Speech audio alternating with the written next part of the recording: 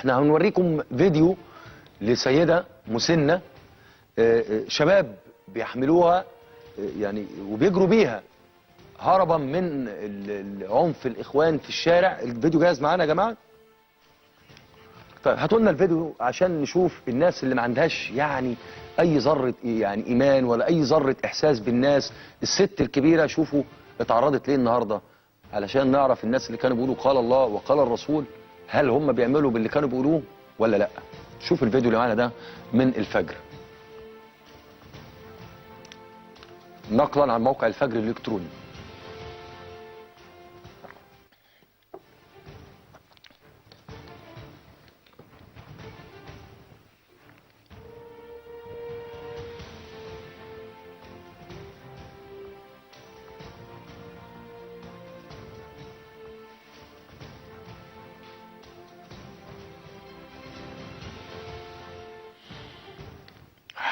يعني الشاب بيحاول انه يحمل السيدة المسنة او ياخد بايدها ويهربها من منطقة الاشتباكات ومنطقة الاحداث، لان يعني كان بيحاول وفي الاخر الحمد لله ربنا اكرمه وخدها.